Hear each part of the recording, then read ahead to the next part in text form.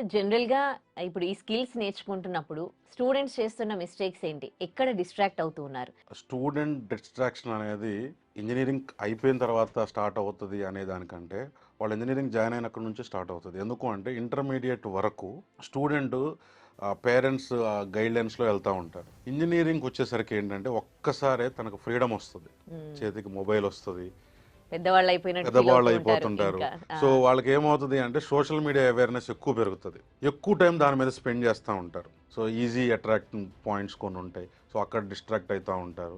రెండోది ఏంటి అంటే ఈ ప్రాసెస్లో కాలేజెస్లో కానీ వీళ్ళు జాయిన్ అయ్యే ప్రాసెస్ నుంచి ఎండ్ అయ్యే ప్రాసెస్ వరకు అన్ని కాలేజెస్ అనో లేదో అందరూ ఇలానే చేస్తున్నారనో అందరూ ఆలోచన విధానం ఇలానే ఉందని నేను చెప్పను, కానీ స్టూడెంట్ ఎలా ఆలోచిస్తాడు అనేది నేను 2-3 ఎగ్జాంపుల్స్ చెప్తాను. హ్మ్. ఇంజనీరింగ్ కాలేజ్ సెలెక్ట్ చేసుకునేటప్పుడు హోర్డింగ్స్లో ఉన్న 40 ల్యాక్స్ ప్యాకేజ్ 50 ల్యాక్స్ ప్యాకేజ్ మీదే స్టూడెంట్ ఫోకస్ ఉంటుంది. హ్మ్.